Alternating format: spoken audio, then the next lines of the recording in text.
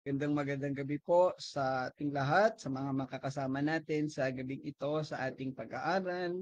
Tayo ay magpapanimula ng panibagong kabanata sa ating daily devotion. So far ay wala pa nagjo-join maliban kay Sir Irene. Kasama ko dito sa church, si Princess. So nawa ay maka-join ang bawat isa maya-maya. So tayo po ay nasa chapter 45 ngayon. Ating sisimulan po ito at ipagpapatuloy natin sa mga susunod na araw. Okay, so bago tayo magpanimula ng ating pag-aaral, tayo po muna isama-sama uling dumulog at manalangin sa Panginoon. Samahan po ninyo ako. Ama naming Diyos na dakila sa lahat, muli po kaming nagpupuri, nagpapasalamat sa iyo sa patuloy na pagsama at paggabay mo sa amin, sa patuloy na pagbibigay mo ng pagkakataon, ng opportunity, Panginoon, na makapag-aral kami ng iyong salita. Sa iba't ibang sitwasyon namin, maraming mga ginagawa, maraming mga responsibilities, pero nandito kami, Panginoon, sa pagsapit ng oras na ito na kami ay nag-aaral ng iyong salita. Samahan mo kami, Panginoon, at gabayan sa gabi pong ito as we tackle your words, panibagong kabanata. Ikaw po ang magturo sa amin ng mga bagay na ito, Ama. Salamat po, dakilang Diyos. Ikaw na po ang manguna sa aming lahat. Sa pangalan ng Panginoong Jesus. Amen. Amen. Okay, so magandang gabing muli po. Nandiyan na si Pastor Claude, Siyempre Pastor Irene at si Pastor Nanding. Salamat po sa inyong pagsama at kasama ko nga dito sa church ay si Princess. Okay, so tayo nga po ay magpapanimula ng panibagong kabanata. Sa gabing ito, ang kabanatang 45. Ito ay pagpapatuloy pa rin sa mga propesiya ni Propeta Isaiah na tumutukoy sa pagpapalaya niya sa kaniyang piniling lahi, ang Israelita o mga Israel, na sa pagkakataong ito ay nasa ilalim ng pagkabihag ng Babylonia.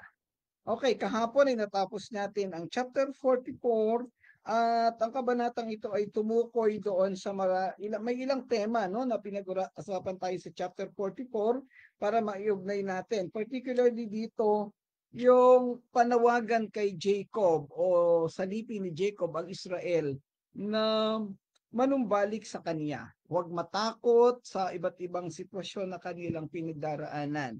And then tinalakay din dito yung pagkagumon ng mga tao ng Israelita, particularly sa mga Diyos-Diyosan. At dinitalye dito kung paano yung proseso ng paggawa ng Diyos-Diyosan simula sa pagpili ng mga kahoy, special na kahoy na gagamitin sa pagputol nito, sa pag-ukit, at yung mga bagay pa na tumutukoy hanggang doon sa paglalagay sa dingding o sa lamesa o kung saan man nila ipupwesto, and then yung pagsamba sa kanila.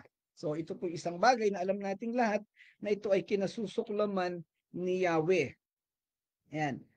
Sa bandang huli, ay tinalakay din yung sovereignty ng Diyos mula doon sa verse 24 hanggang 27, yung kakayahan ng Panginoong Diyos na gawin ng mga bagay na hindi kayang asahan ng mga tao. And yung pinakahuling talata, yung verse 28, ay tumukoy naman sa pagpapanimula at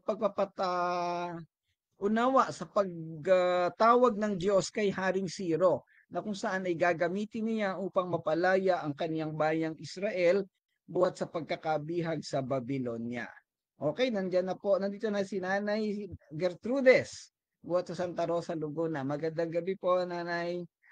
Salamat po sa inyong palagi ang pagsama. Nawa po ay nakakadagdag kami, ang aming talakayin ay nakakadagdag sa inyong mga kaalaman sa salita ng Panginoon. Okay, so atin pong sisimulan sa gabing ito ang kabanatang 45. At ito nga ay, generally, ito'y tumutukoy sa pagtawag, pagtatalaga kay Haring Ciro or King Cyrus the Great or Cyrus the Great mismo, upang maging kasangkapan sa pagpapalaya ng Israel buhat sa pagkabihag sa Babylonia. Ang kabanatang ito ay nakasentro pa rin sa soberanya ng Diyos, partikular na ang kanyang paggamit nga kay Cyrus, isang hari na nagmula sa bayan ng Persia o tinatawag din Medo-Persia. By the way, kaya tinawag na Medo-Persia dahil ang Medes ay isang kilalang lugar na sinakop din ng Persia noong kapanahunan na yon. At kaya nagsanib yung dalawang malaking bayan at malaking may puwersa, kaya tinawag siyang Medo-Persia. At sa kasalukuyang ito, dito sa pagkakataong ito, ang hari ay si Cyrus the Great. Sa kasaysayan, pag tinawag kang the Great, ibig sabihin na ikaw ay mananakop. Marami kang nasakop na mga lugar at talaga namang ikaw ay nagbawagi sa bawat labanan o mga bagay na iyong ginagawa. Si Cyrus or si King Cyrus ay isang matalinong hari. Siya ay makatao, may paggalang sa karapatan ng tao, sa kultura at sa sistema ng pamamahala. Hindi natin alam, wala namang nabanggit direkta sa Biblia kung itong mga bagay na ito ang naging basihan ng Diyos sa pagpili sa Kanya. But definitely, ayon sa general principle ng Bible at sa pagpili ng Diyos, ay hindi binagbabasihan ng Panginoon kung sino ang isang tao, kung ano ang kanyang katangian sa kanyang pagpili o pagtatalaga. Laging ang nakabase ang Diyos sa kaniyang personal na pagpili, yung kanyang sovereignty. Alam ng Diyos kung sino ang kanyang itatalaga sa isang particular na gawain. Okay, magandang gabi at Linda Villarreal. Salamat at nakasama ka sa aming pag-aaral. Yan, nawa ay may kasama ka pa rin diyang nakikinig. Ano po, kahit dito sa daily devotion sa live ay makasama kita. Medyo negative talaga yung August 25 eh. Ayan, okay. So, ang kabanata hanggang ito ay pagpapatuloy ng huling talata sa kabanatang 44, verse 28, yung binanggit ko kanina, na kung saan na ipaunawa doon na si Haring Ciro ay gagamitin ng Diyos o tinawag ng Diyos para maging kasangkapan sa pagliligtas ng kanyang bayan ng Israel. At ang kagandahan nito, hindi na tayo naninibago sa kwento kasi ito'y natalakay na natin sa I think Isaiah chapter 44 or chapter 40, na kung saan yung pagkatalo ng Babylonia, Isaiah chapter 13 pala, yung pagkatalo ng Babylonia ay sa pamamagitan ni Haring Ciro. At ito'y mababasa rin natin sa Daniel chapter 5, kung saan si Belshazzar ay nakakitaan ng sobrang kayabangan. At doon nga ay pinarusahan siya ng Diyos. Ang ginamit din ng Diyos na pagpaparusa sa kanya ay ito nga si Haring Ciro. So itong mga bagay na to ay nagkakaugnay-ugnay. Ang kabanatang ito ay bahagi ng ikalawang pangkalahatang pagkakahati ng aklat ni Isaiah. Wherein ang unang bahagi ay binubuo ng 30 kabanata. At ito yung chapters 1 to 39. At ang ikalawa ay ang kabanatang 4 hanggang 66 na binubuo naman ng 27 kabanata na parang yung aklat sa Bible, 39 and 27 chapters. Okay. Ayon sa kasaysayan na mababasa natin sa ibang bahagi ng Biblia, ang kasaysayan ni Haring Ciro ay nakatala din doon sa 2 Chronicles chapter 36 verses 22 to 23. Kung saan dito si Haring Ciro ay inudyukan ni Yahweh o ng Panginoong Diyos upang matupad ang kanyang sinabi kay Propeta Jeremias na pagpapalaya sa mga Israelita buhat sa pagkabihag ng bayan ng Babylonia at pagkapanumbalik ng kanilang pamayanan sa Jerusalem. Mamaya tatalakayin natin yung kung ano itong propesya na ito. Okay, ang binabanggit sa 2 Chronicles chapter 36 verse 22 and 23, kung meron kayong Bible diyan, sabayan ninyo akong magbasa. Ang sabi dito, verse 22, upang matupad ang sinabi niyang ito sa pamamagitan ni Jeremias, inudyukan ni Yahweh si Ciro, hari ng Persia. Noong unang taon ng kanyang pagkahari, nagpalabas ang haring ito ng isang pahayag sa buong kaharian na ganito ang isinasaad. Ito, verse 23, ito ang pahayag ni Haring Ciro ng Persya. Ipinaubaya sa akin ni Yahweh, ang Diyos ng kalangitan, ang lahat ng kaharian sa daigdig at inutusan niya akong magtayo para sa kanya ng templo sa Jerusalem ng Juda. Kaya ang sino man sa inyo na kabilang sa kaniyang bayan ay pinahihintulutan kong pumunta sa Jerusalem. Samahan nawa kayo ng Diyos ninyong si Yahweh. So ito yung binanggit, ito yung ginawang sulat at bilang ito ay nangyari sa bilang pagtugon ni Haring Siro sa utos ni Yahweh. Yan. At ito ang sulat na ito, kung ating matatandaan, ito ay ibinigay niya mismo, I think, kay Nehemiah doon sa aklat naman ng Nehemiah. Kaya nakalaya kung ang ibang tao. Or kung ako'y nagkakamali, posibleng doon, sa panimula kasi ay si Zerubbabel ang unang lumabas ng Babylonia at nagsimula ng pagsasaayos doon sa Jerusalem. And then sumunod si Ezra at panghuli ay si Nehemiah.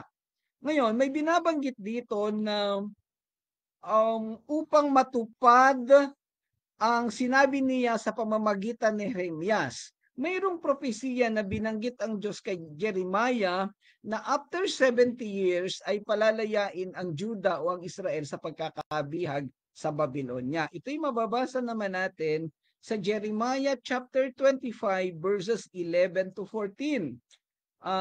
Ang sabi dito, madudurog ang buong lupain at walang mapapakinabangan.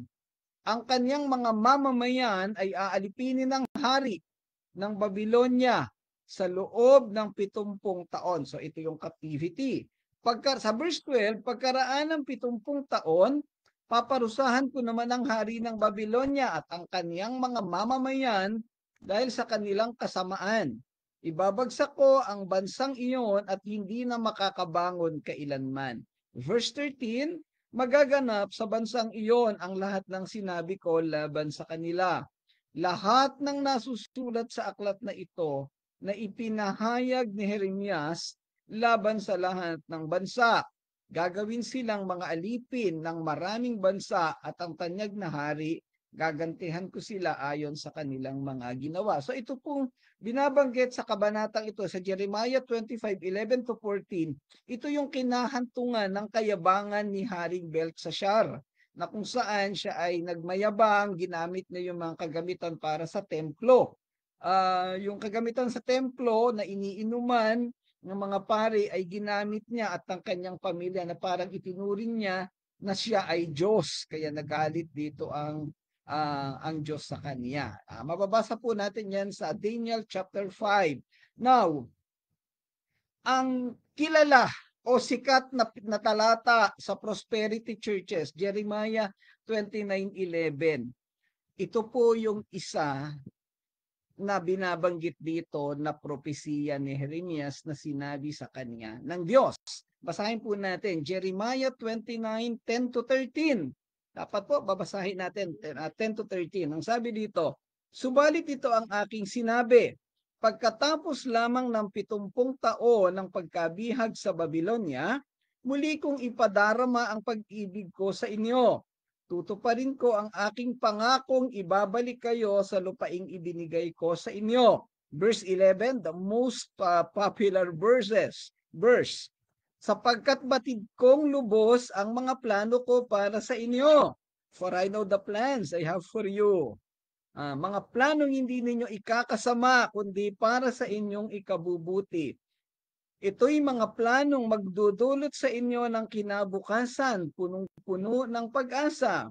Verse 12, kung maganap na ito, kayo'y tatawag, lalapit at dadalangin sa akin.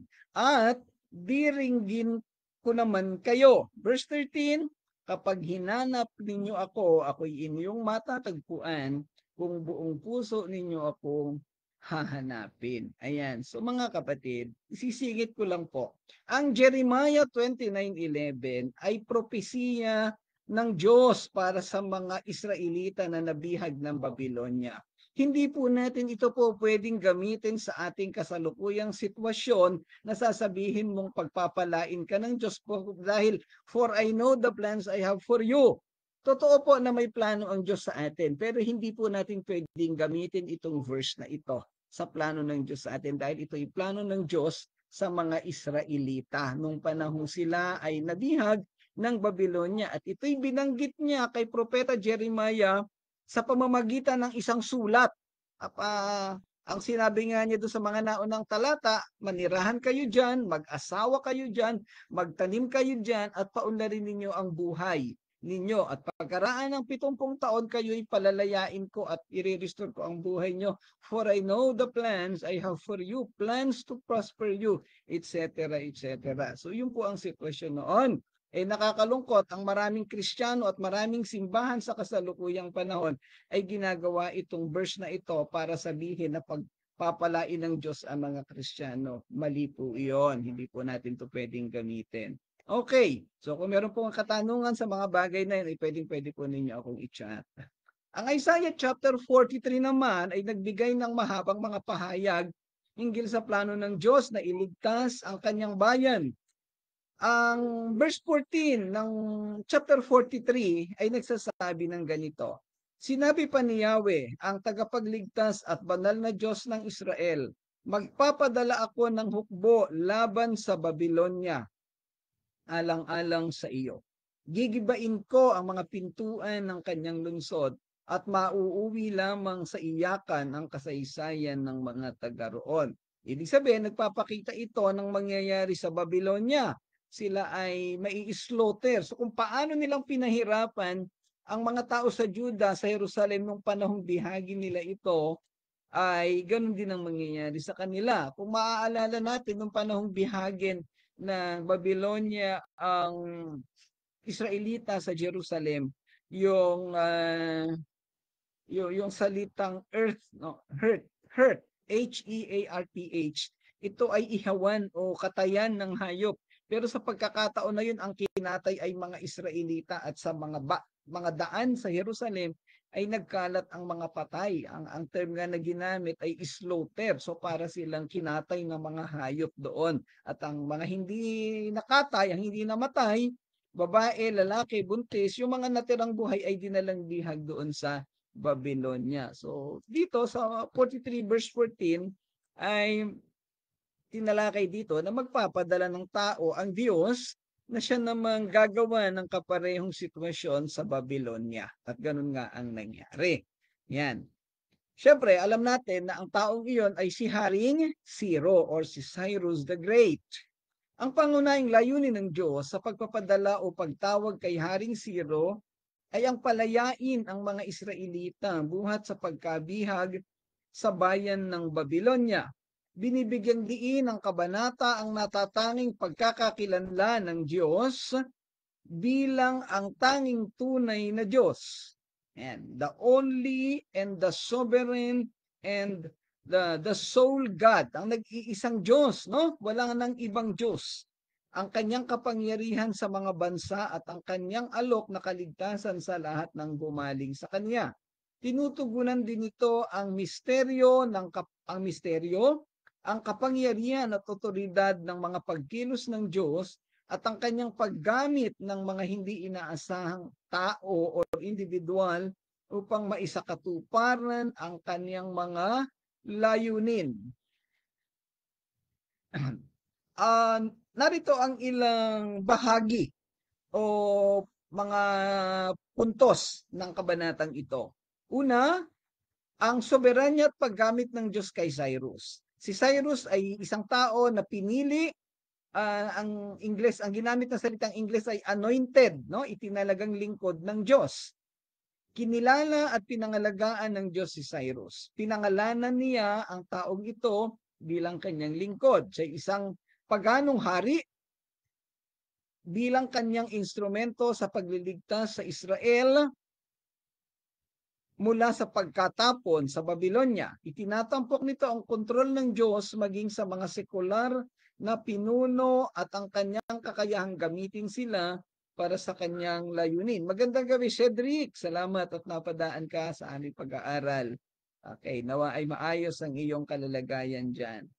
Ang pagpili kay Cyrus hindi isang Israelita upang palayain ng mga tao ay nagbibigay diin na ang mga pagkilos ng Diyos ay maaaring hindi mahuhulaan at higit sa inaasahan ng tao. Minsan may mga iniisip tayo, ano kayang kalooban ng Panginoon sa bagay na ito? Pero alam natin na ang totoo ay napakalayo ng ating kaunawaan, ng ating pagkaalam sa mga ginagawa ng Diyos. Hindi natin talaga maunawaan. Pagkamat alam natin na may plano ang Diyos na gagawin sa ating mga buhay, pero hindi natin alam eksakto kung anong mangyayari at kung kailan mangyayari.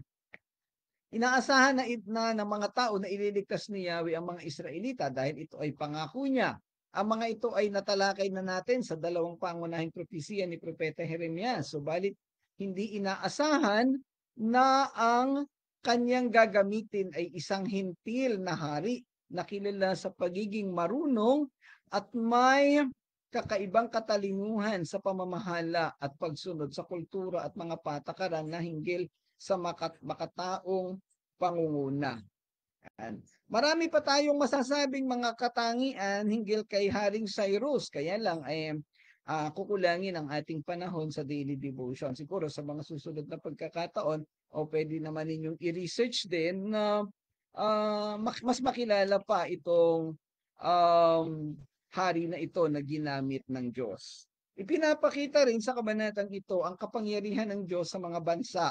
Bagamat ginamit niya ang Babylonia para turuan ang mga Israelita, sa pagkakataong ito ay ibabagsak naman niya ang bayang ito dahil sa kanyang kapalaluan.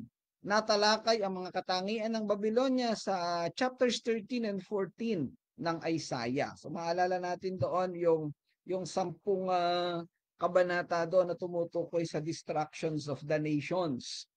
Ipinakita sa kabanatang ito ang otoridad ng Diyos sa lahat ng mga bansa. Pinasuko sila sa harap ni Cyrus na ipinakita ang kanyang sukdulang kapangyarihan at kontrol. Ipinapaunawa rin ng kabanatang ito na ang katangi-tanging Diyos at pinapatunayan na walang ibang Diyos maliban sa Kanya. There is no one like Him, no? Sabi nga doon sa kanta ay, there is none like you. And then binabanggit din sa huling bahagi ng kabanata ang pag-aalok ng kaligtasan. Ang sabi doon sa verses 22 and 23, lumapit kayo sa akin at kayo ay maliligtas. Kayong mga tao sa buong daigdig, walang ibang Diyos maliban sa akin. Ako ay tapat sa aking pangako at hindi magbabago at tutuparin ko ang aking mga pangako. Lahat ng tao ay luluhod sa aking harapan at mangangakong sila'y magiging tapat sa akin. Ang mga talatang ito ay nag-aanyaya sa lahat ng tao sa iba't ibang sakop ng mundo, sa dulo ng mundo na bumaling sa Diyos at sila ay maliligtas, na binibigyang diin ang kanyang pagnanais para sa sansinukob na maligtas. Iminumungkay ng talata na ang kaligtasan ay dumarating sa pamamagitan ng pagbabalik loob at pagtitiwala sa Diyos at hindi sa pamamagitan ng merito o sa mga ginawa ng tao. Ito ay very common ng talakayan sa Biblia. Ephesians chapter 2 verses 8 to 9, Titus chapter 3 verses 4 to 5, John 3:16, napakarami pa dyan sa Romans chapter 8. Yan. So puro sa pananampalataya. Ngayon, itong verses 22 and 23 ng Isaiah chapter 45 ay tumutugma doon sa Matthew 11:28 and 29 na nag-aanyaya ang Diyos, ang Panginoong Hesus doon na lumapit sa Kanya silang mga nabibigatan, no? Silang mga napapagod at yung lalapit sa Kanya ay pagpapahingahin spiritually. Okay? So ayan po. Now, ilapat natin ang simbolismo ni Ciro sa ating sitwasyon sa kasalukuyan o sa mga susunod pang mangyayari. Itinuturing na si Haring Ciro ay isang uri ni Kristo o tinatawag nating type of Christ. Ang kanyang gawain bilang lingkod ng Diyos ay sinasabing paunang pagpapakita ng malawak na gawain ng pagliligtas na gagampanan ni Jesus bilang Mesiyas. Ang mensahe ng kabanata ng pandaigdig na kaligtasan sa pamamagitan ng pananampalataya sa Diyos ay may mga mahalagang mensahe at panawagan na mahalagang maunawaan natin sa ating panahon at maging kabahagi tayo ng gawaing ito. Muli, ang kabanatang ito ay nagpapahayag ng makapangyarihang deklarasyon ng soberanya ng Diyos, ang kanyang natatanging pagkakakilanlan, ang kanyang alok ng kaligtasan sa lahat at ang kanyang mahiwaga ngunit may layunin na mga paraan ng paggawa sa mundo. Makikita natin dito na ginamit ng Diyos si Haring Siro na sumisimbolo o naging parang imahe ni Jesus Christ. Kaya nga type of Christ, typology, no? Yan. So, isang kapahayagan dito na ating makikita at mauunawaan, yung kakanyahan ng Diyos, yung kanyang karapatan na gumawa ng anumang bagay ayon sa kanyang kagustuhan, ayon sa kanyang disenyo. Okay, siguro sa pagkakataong ito ay talakayin natin yung unang talata and then yung verses 2, 3, and 4 ay sa susunod na pagkakataon kasi napakahaba nito. Ano? Ang nakaplanong talakayin natin ngayon ay introduction plus verses 1 to 4 pero baka kulangin ng isang oras natin kaya dito lang muna tayo sa verse 1. Ang sabi sa verse 1, ito ang ipinahayag ni Yahweh kay Siro, ang pinunong kaniyang pinili upang sakupin ang mga bansa at alisan ng kapangyarihan ang mga hari. Ibubukas ko ang mga pintuang lungsod para sa kanya habang siya'y pumapasok. Sabi sa New King James Version, thus says the Lord to his anointed, to Cyrus whose right hand I have held, to subdue nations before him. Yung salitang to subdue nations before him, ipailalim ang mga bansa sa kaniya, and loose the armor of kings to open before him the double doors so that the gates will not be shut. Okay, ang talatang ito, chapter 45 verse 1, ay nagpapahayag hinggil sa piniling lingkod ng Panginoon, si Haring Siro ng Persya. Hindi Hudyo o kabilang sa liping pinili ni Yahweh na maging kanya. Subalit sa kabila nito ay pinili siya at itinalaga ng Panginoong Diyos upang maging instrumento sa paglaya ng kaniyang bayan. Muli ito ay nagpapakita ng soberanya ng Diyos sa mga hari at mga bansa at ang kaniyang kakayahang gamitin maging ang mga paganong tagapamahala upang maisakatuparan ang kaniyang banal na kalooban. Ang pagbanggit kay Cyrus o Siro sa talatang ito ay isang katiyakan sa mga Israelita na hindi sila kinalimutan ng Diyos at ipapatupad niya ang kanilang paglaya at pagpapanumbalik sa pamamagitan ng dayuhang haring ito. Ayon sa 2 Chronica, nabanggit natin kanina, si Haring Siro ay naglabas ng utos na nagpapahintulot sa mga Hudyo na bumalik sa kanilang sariling lupain at muling itayo ang templo sa Jerusalem gaya ng inihula ni Isaias. At ganoon din sa Jeremiah chapter 29 verses 12 to 13. Ang mga tema na nasa talatang ito ay ang soberanya ng Diyos, ang kanyang kakayahang gamitin kahit ang paganong mga pinuno para sa kanyang mga layunin at ang kanyang katapatan sa kanyang mga pangako. Binibigyang diin ito ang ideya na ang Diyos ang may kontrol sa lahat ng bagay at ginagawa niya ang lahat ayon sa kanyang banal na plano. Ito rin ay nagsasalita tungkol sa konsepto ng banal na paglalaan na nagpapakita na ang kamay ng Diyos ay kumikilos sa mga gawain ng mga bansa at mga pinuno at kaya niyang isakatuparan ang kanyang mga layunin sa pamamagitan ng mga pagkilos ng mga tao na kanyang itatalaga. Yan. So makikita natin dito yung hindi yung walang limitadong kakayahan at kapangyarihan ng Diyos. Binabanggit sa talatang ito ang mga hari, na ang mga hari ay aalisan ni Yahweh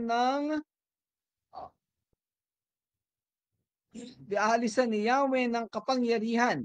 Ito nga ang nangyari sa hari ng Babylonia na si Belshazzar.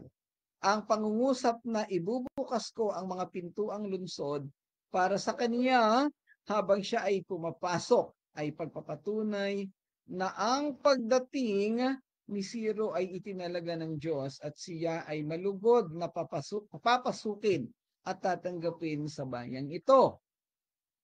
Walang magagawa ang anumang pagpigil ng Babylonia sa pagpasok ni Ciro dahil ang naghanda ng kanyang daraanan ay walang iba kung hindi ang Panginoong Diyos. At itinalaga siya bilang tagapagligtas ng Israel. Yun ang aahon sa kanila. At noong labanan nga, nung makipaglaban ang Persya sa Babylonia, ay wala silang nagawa. Dahil nasa likod ng Persya ang kapangyarihan ng Diyos. Alalahanin na ang binabanggit na lugar, yung Babylonia, na nasa kontrol ng ibang hari.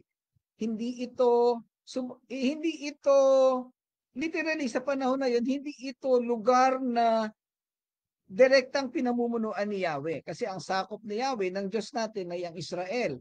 Pero makikita natin na even yung Persya ay nakontrol ni Yahweh. Pinadala niya doon ang Persya, si Ciro sa Babylonia. At yung malakas na bayan ng Babylonia ay pinanghimasukan ng Diyos. Kinaya niyang pasukuin.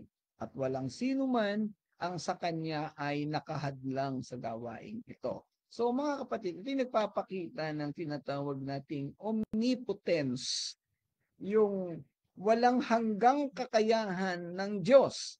Nag-iisa lang po ang Diyos na omnipotent. Yung omnipotence niya ay hindi kayang sukatin. Walang sino man na pwedeng gumawa ng kaparehong kakayahan. Kaya ito'y isang pabor sa ating lahat, biyaya ng Diyos na tayong mga mananampalataya ay nakadugtong sa Kaniya. At sabi nga sa aklat ni Juan, ay hawak-hawak niya tayo sa kanyang kamay. Naandoon yung kasiguraduhan ng ating mabuting buhay, ng buhay na walang hanggan. Kasi ang Diyos na omnipotent ay may kakayahan at may kaalaman sa lahat ng bagay. Yun ang naghahawak sa atin. Yun ang nagbibigay ng protection sa atin. So wala na tayong magiging problema. Dahil sigurado na ang Diyos ang magbibigay ng lahat ng ating pangailangan ng protection. Kaya mga kapatid, tayo manatili sa Panginoong Diyos. Huwag nating hayaan na tayo ay maging um, paisi-isi lamang sa ating pananampalataya at paglilingkod sa Kanya. Okay, so pansamantala, hindi na natin matatalakay yung susunod na tatlong kabanata, talata, yung verses 2, 3, and 4. So probably sa Thursday, tatalakayin natin iyan. Okay, so salamat mga kapatid sa inyong pagsama sa gabing ito. Samahan po ninyo ako sa pagwawakas na panalangin. Ama namang Diyos, patuloy po kaming nagpapasalamat sa iyo at nagpupuri sa gabing ito sa aming pag-aaral na ginawa sa talakayan at sa pagtuturo, Panginoon. Salamat po sa paggamit mo sa akin sa pagbibigay ng karunungan sa bagay na ito. Patuloy po pong pagpalain ng bawat isa na nakarinig at sumama sa aming talakayan. Natutukunawa sila at nawa ay nabigyan ka namin ng kapurihan. Yung mga hindi namin nakasama, nawa ay mapanood din nila, Panginoon, ang replay o ang recording ng video na ito. Salamat po, dakilang Diyos. Ikaw po ang patuloy na sumama at gumabay sa amin. Sa pangalan ng Panginoong Yesus. Amen. Amen. Okay, salamat po muli mga kapatid.